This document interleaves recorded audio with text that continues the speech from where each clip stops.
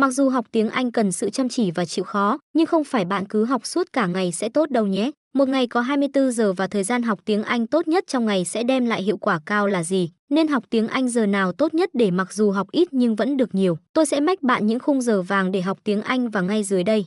Trước khi tìm khung thời gian học tiếng Anh tốt nhất, bạn hiểu khung giờ vàng tiếng Anh là gì? Prime time, giờ vàng, time slot, khung giờ, hoặc nhiều người gọi giờ vàng, từ sử dụng nhiều lĩnh vực, nghĩa chỉ tới khoảng thời gian đẹp, quý và tốt nhất khi làm việc nào đó. Và trong tiếng Anh cũng có khung giờ vàng để học cho hiệu quả cao nhất, 1 đến 7 giờ sáng, thời gian học tiếng Anh tốt nhất trong ngày. Theo các chuyên gia nghiên cứu cho biết, thời gian học tiếng Anh tốt nhất trong ngày rơi vào khoảng từ 5 giờ đến 7 giờ sáng. Bởi sau một giấc ngủ dài, buổi sáng thức dậy là thời điểm tốt nhất để học tập hiệu quả. Bởi lúc này bạn đã được nghỉ ngơi, tinh thần sảng khoái và tỉnh táo sẽ tiếp thu kiến thức rất nhanh. Nhìn chung, học tiếng Anh vào sáng sớm tốt cho tất cả các kỹ năng nhưng hiệu quả nhất vẫn là học từ mới. Nhiều bạn gặp khó khăn trong vấn đề học từ mới bởi cứ học trước quên sau. Có nhiều lý do khiến việc học từ mới của bạn trở nên nặng nề như áp dụng sai phương pháp và học sai thời điểm. Nếu bạn học từ vựng vào buổi tối trước khi đi ngủ, lúc này bạn đã khá mệt mỏi sau một ngày dài, từ vựng sẽ rất khó để đi vào tiềm thức của bạn. Để học từ vựng hiệu quả nhất, không nên quá tham lam và ôm đồm. Thời gian học tiếng Anh vào mỗi sáng bạn chỉ cần học khoảng 20 từ vựng là đủ.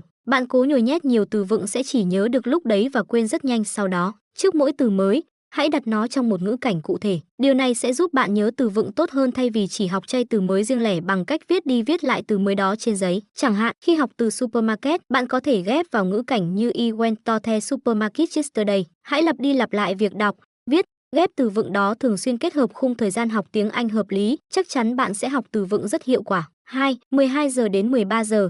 Thời gian vàng luyện nghe hiệu quả. Đây là thời điểm nghỉ ngơi sau bữa trưa và bạn hoàn toàn có thể tận dụng khoảng thời gian 1 tiếng này luyện nghe tiếng Anh rất tốt. Đặc biệt đối với những người bận rộn, người đi làm, thời gian học tiếng Anh càng quý giá, có thể tranh thủ được lúc nào học tiếng Anh nên tận dụng lúc đó. Chỉ cần một chiếc tai nghe cắm vào máy tính hay điện thoại, bạn có thể vừa dùng bữa trưa vừa học nghe tiếng Anh rồi. Bạn không nhất thiết phải tập trung quá vào nội dung đoạn hội thoại, bạn không bắt buộc phải hiểu hoàn toàn họ đang nói gì. Khi học nghe, điều quan trọng nhất bạn cần chú ý chính là ngữ điệu, cách nhấn nhá, trọng âm để bạn có thể bắt chước lại giống với người bản xứ nhất. Khung giờ học tiếng Anh hiệu quả này, tại sao bạn không thử học nghe sau bữa trưa để thấy được sự tiến bộ nhanh chóng của mình nhỉ? Tất nhiên, bạn không nên thức nguyên trưa để học nghe tiếng Anh bởi giấc ngủ trưa rất quan trọng đối với sức khỏe và cho bạn một buổi chiều làm việc, học tập hiệu quả đấy nhé. Tranh thủ ngay sau thời gian học tiếng Anh nên ngủ trưa 15 đến 30 phút là đủ rồi. 3. Sau 20 giờ, thời gian học ngoại ngữ tốt nhất phát triển kỹ năng đọc và nói. Bạn đã học từ vựng vào buổi sáng, luyện nghe vào buổi trưa, vậy các kỹ năng đọc viết thì nên lựa chọn thời gian học tiếng Anh vào lúc nào? Bộ óc của bạn tư duy và hoạt động rất hiệu quả vào buổi tối. Tất nhiên đây chính là thời gian học ngoại ngữ tốt nhất để bạn học ngữ pháp, học viết, học đọc. Những kỹ năng này cần nhiều thời gian để học hơn từ vựng hay nghe nên khoảng thời gian 3 tiếng buổi tối rất phù hợp. Tất nhiên, bạn không thể tập trung học nếu như bạn chưa ăn tối, chưa sắp xếp xong các công việc cá nhân. Hãy đảm bảo rằng bạn ngồi vào bàn sau khi đã xong bữa tối, đã xong các công việc cần thiết. Thời gian học ngoại ngữ tốt nhất trong ngày đem lại hiệu quả được chia sẻ trên đây chỉ mang tính chất tham khảo. Điều đó không có nghĩa rằng bạn chỉ lựa khung giờ vàng để học tiếng Anh như trên. Tùy vào tình trạng sức khỏe cũng như các hoạt động khác trong ngày của bạn để có sự sắp xếp thời gian học tiếng Anh hiệu quả nhất.